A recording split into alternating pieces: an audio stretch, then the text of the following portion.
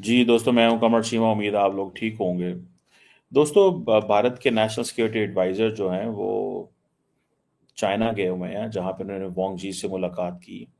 और not just वांग जी से मुलाकात की, कहा जा रहा है कि एससीओ की भी मुलाकात वहां पे हुई है। और एससीओ के जो एनएसएस हैं वो उसकी जो मुलाकात है वहां पे हुई है।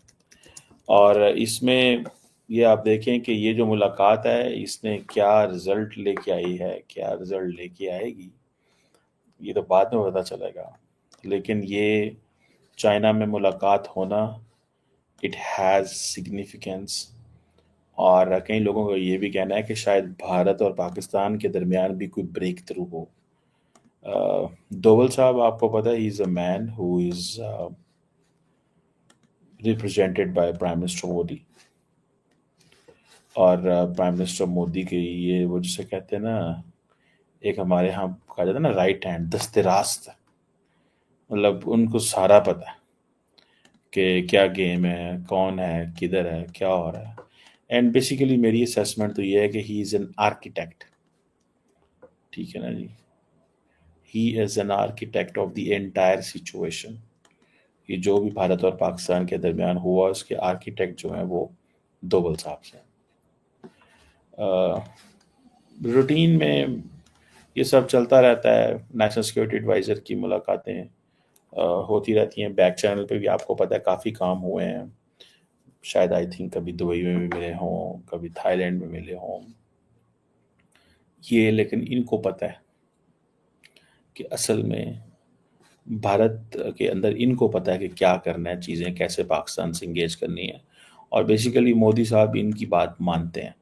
और ये बेसिकली मोदी साहब का जो एजेंडा है उसको इम्प्लीमेंट करने की कोशिश करते हैं। और ये basically, but he is an architect. असल में तो सही मानों में देखा जाए तो he is the architect. Pakistan जो है वो आजकल अ, जिसे कहते हैं ना, आफ्टर ये जो सिचुएशन डेवलप हुई है रिसेंटली, पाकिस्तान ने भी ये महसूस किया है कि चाइना के साथ ताल्लुकात जो हैं उनको हमें बढ़ाने की ज़रूरत है, हर स्पेक्ट्रम में।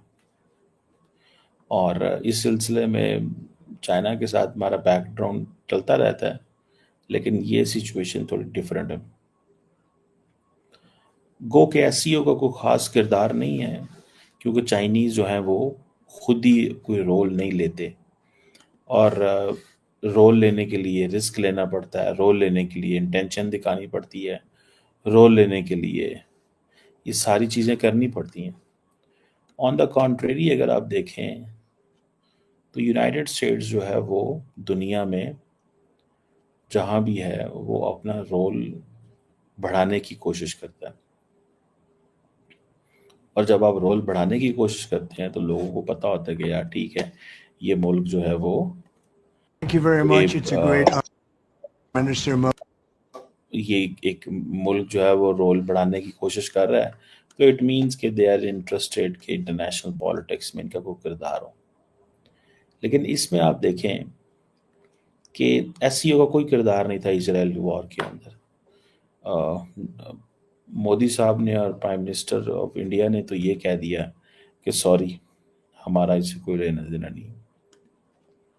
और वो इसलिए उन्होंने कह दिया कि हमारा कोई लेना देना नहीं है, बिकॉज उनको ये है कि यार हम इससे अपने आप को एट डिस्टेंस रखते हैं।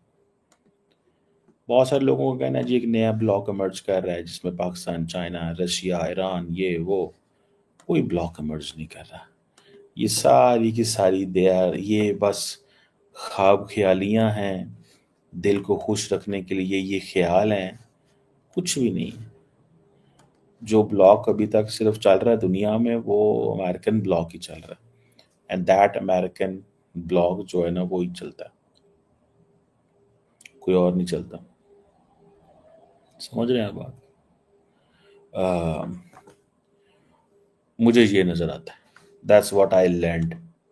ठीक है ना जी। और अब दुनिया जो है उसमें किस हद तक क्या करती है, क्या नहीं करती, किस तरह चीज़ें चलाती है, लेकिन फॉर अ मोमेंट तो इनका कोई किरदार किसी किस्म का नहीं था। समझ रहे हैं आप बात? मुझे एटलीस्ट कोई किरदार नज़र नहीं आया, ना ही मैंने देखा है। अगर आपने देखा हो तो आप मुझे ज़रूर बताइएगा। मुझे थोड़ी सी, मैं जानना चाहता हूँ कि एससीओ को क्या किरदार था। कोई किरदार नहीं था, उनकी कोई ऐसी वो नहीं थी, अप्रोच नहीं थी, कोई ऐसा काम नहीं उन्होंने किया। ना ही कोई मसला हल करा सकते हैं। को भारत पाकिस्तान को क्या टेबल पे बिठा सकते हैं? नहीं, बिठा ही नहीं सकते, नहीं बिठा सकते टेबल। बस उनके अंदर ये कैपेबिलिटी नहीं है। मैंने आपको बताया कि इसके लिए आपको कैपेबिलिटी बनानी पड़ती है, दिखाना पड़ता, बताना पड़ता है, दिखाना पड़ता है, ये कहना पड़ता है कि भाई हम किस काबिल हैं, ये हमारे एम्बिशंस क्या हैं। जैसे इंडिया बाहर निकल गया, उसने कहा जी हम इसराइल को नहीं करेंगे, कंडेम नहीं करेंगे, क्योंकि मोदी के साहब की ये पॉलिसी थी कि हमने कनाडा इसराइल को नाराज नहीं करना। तो वो अलहदा हो गया इस चीज़ से।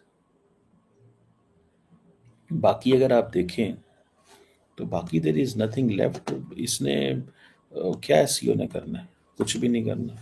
हाँ, जिस चीज़ की वैल्यू है, जो चीज़ इम्पोर्टेंट है, वो मैं समझता हूँ ये है कि जो एक ऑल्टरनेट प्लेटफॉर्म पड़ा हुआ है, बस। इसके अलावा कुछ भी नहीं है, ट्रस्ट में। इसके अलावा ये कोई चीज़ नहीं है, कोई इसका एंगल नहीं है। हाँ, अगर चाइनीज़ पाकिस्तान और भारत के दरमियान कोई ब्रेक थ्रू करा सके, लेकिन इंडिया बार बार एक ही चीज़ कहता है, हमने पाकिस्तान से बात नहीं करनी, पाकिस्तान से इंगेज नहीं करना, हमारा पाकिस्तान से कोई राब्ता रहना हम चाहते ही नहीं है। और उसके लिए उन्होंने फिर अपनी कंडीशंस रखी हुई हैं कि जनाब, क्योंकि हम ये समझते हैं कि पाकिस्तान दहशतगर्दी स्पॉन्सर करता है, जो एक उनका वो एक है। लेकिन सवाल तो ये पैदा होता है कि पाकिस्तान क्या करता है, क्या नहीं करता। लेकिन the thing which is important and significant जो है ना, वो ये है कि बात तो होनी चाहिए, लेकिन इंडिया बात भी नहीं करता। मुझे तो ये चीज़ जो है वो नज़र आती है कि इंडिया बात भी नहीं करता। और शायद पाकिस्तानी जो लीडरशिप इस वक्त चाइना के अंदर है, वो इंडिया के साथ देखें, ये एनएसए लेवल की, डीजीआईएसआई लेवल की जो डिस्कशन होती हैं, ये मीडिया वगैरह से बात नहीं करते, ना इनको कोई ज़रूरत होती है, ना ये कोई मीडिया के लिए बैठते हैं, और ना ही कोई शंघाई कोऑपरेशन ऑर्गेनाइजेशन कोई ऐसा फोरम है जिसमें मैं कहूँ कि यार ये बहुत बड़ी कोई 30 मार खान चीज़ है, या क्या होगा या किस तरह होगा। शंघाई कोऑपरेशन ऑर्गेनाइजेशन में कुछ भी नहीं होगा। ट्रम्प ने एक धमकी देनी है, सब ने भाग जाना है। ट्रम्प ने कहा था ना ब्रिक्स के बारे में कि खबरदार, ब्रिक्स जो है वो उसने को करेंसी लेके आया, तो कोई भी नहीं लेके आया। अगर लेके आया तो मुझे बताएं। सब भाग गए। इवन के जो मुझे याद है बहुत अच्छे से, उन्होंने उन्होंने जयशंकर साहब ने बड़े आराम से कहा था। जयशंकर साहब ने कहा हमारा कोई लेना देना नहीं है, हम तो इस प्रपोजल को सपोर्ट ही नहीं करते कि ब्रिक्स की करेंसी होनी चाहिए, और मुल्कों का प्रपोजल है। तो अगर ब्रिक्स कुछ नहीं कर सकती, एससीओ कुछ नहीं कर सकती, तो ये बस एवं जमा खर्च के बस एक अदारे हैं। क्योंकि वो मुझे डॉक्टर जयशंकर की बात याद आती है। उसने कहा क्योंकि G7 क्लब में आप लोग किसी को घुसने नहीं देते, तो हमने सोचा कि क्यों ना हम अपने क्लब बना लें और उन क्लब का हिस्सा बन जाए। तो अब जब इंडिया को नए क्लब के लिए अलाउ कर दिया गया कि वो नए क्लब पुराने क्लब में आ जाए एज ऑब्जर्वर, तो इंडिया अब एससीओ को छोड़ सकता है, G7 को नहीं छोड़ सकता। इंडिया इन अदारों को छोड़ सकता है, बिकॉज इधर तो कुछ भी नहीं पड़ा हुआ, यहाँ तो कोई चीज़ नहीं है। तो ये फैक्टर है। सो इसलिए देखते हैं। वैसे तो कोई बायलैटरल मुलाकात अगर हुई भी है तो किसी बंद कमरे में, पता नहीं है। लेकिन मुझे मुझे ये अंदाज़ा है कि पाकिस्तान की जो लीडरशिप है वो और इंडियन लीडरशिप आपस में राब्ते रखते हैं। जो पब्लिक में होता है वो होता रहता है, लेकिन अंदर बंद कमरों में ये मिलते हैं। कहाँ मिलते हैं, कैसे मिलते हैं, वो मुझे नहीं पता, लेकिन मिलते ज़रूर हैं। क्योंकि और ये मिलना अच्छा है। उसकी वजह ये है कि मिसकैलकुलेशंस नहीं होती, दिमाग का पता चलता है, सोच होती है एटलीस्ट। पर कोई इस तरह की सिचुएशन पैदा नहीं हो सकती कल को, मुझे ये लगता है। देखते हैं कि कल को इसकी कोई खबर आती है कि नहीं आती। अभी तो नहीं पता चलेगा, लेकिन पॉसिबिलिटी है।